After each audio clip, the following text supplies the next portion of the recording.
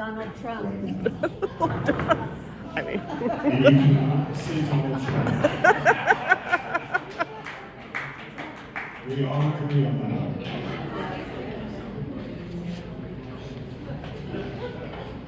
There's so many national security threats to the United States. Whether it's the proliferation of nuclear weapons in Iran, rogue testing in North Korea, the threat of Russia and Putin attacking a NATO nation and drawing us into another war.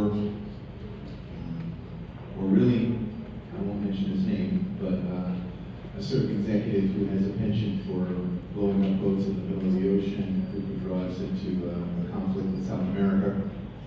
But I think if I really were to say the greatest national security threat, it would have to be China's stealing of our intellectual property. And that puts us in a position where we're unable to compete on the world stage economically, unable to compete militarily, right? If we're putting in all the money and all the effort to come up with technology, to come up with ways to have our microcomputers function more effectively, our satellites function more effectively, our AI, which we all know is going to kind of be the wave of the future, function top notch, and we're footing the bill for that to then turn around and have folks who are involved in espionage or corporate undermining take all of that information from us and use it in their government apparatus to get ahead of us. So I say that because that can be applied to any of the other conflicts if we begin to lose an edge. We put a lot of money into our military, and folks often say, well, why do we put quite as much money into our military? And while I agree that our military budget is expansive, I don't think that it is often correlated enough how much our military might and our global hegemony puts us in a position to be able to have economic success. One of the reasons that we have the economic success we have as a country is because we have the strongest military in the world, which is why we keep our veterans so sacred and in our heart, right? Because they put their lives on the line, they put their family relationships on the line in order to secure that for the rest of us. Now, we can debate how much of that economic success is not distributed and dispersed amongst the people and how much of it is kept up at the top with corporations and with special interests. But we can't debate that in order to actually be successful, we have to make that economic push through that military push at the beginning. So China taking the information from us and putting us in a position where we're not on our front foot, but instead on our back foot would be what I think is the greatest national security threat.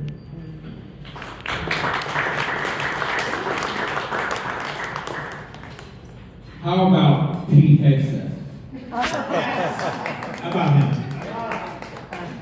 Because, there's another one, but,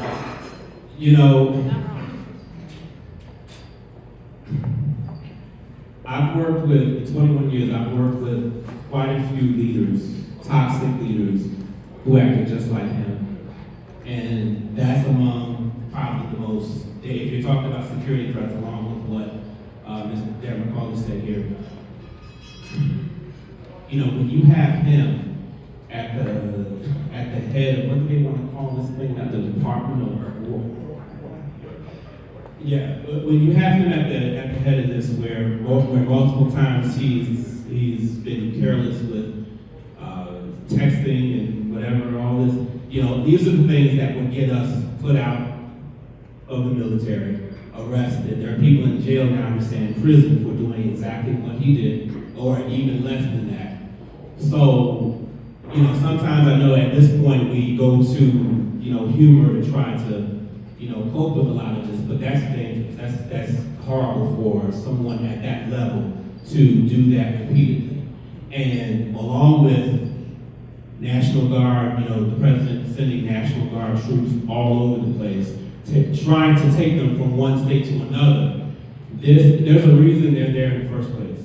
And I'm thankful that our adversaries are not, and maybe I shouldn't say this out loud, are not paying more attention, because there's a lot of holes that they've created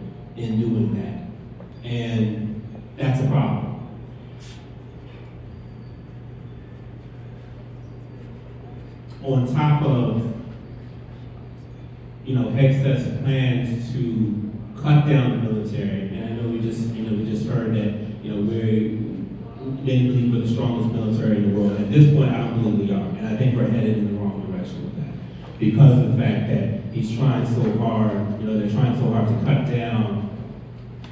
We've gotten rid of a lot of leaders. A lot of leaders great leaders have had to step down, have resigned, have been fired, or what have you. Your military can't be as strong when that's going on, especially when the reasons for it are ultimately bigotry. Let's just call it what it is. Thank you. And I'm thankful that there are a lot of veterans who, again, still care, and they're still, being involved and want to get involved. But at this point, I feel like if that continues, it won't be good. And I'd rather see, us go in a different direction from that.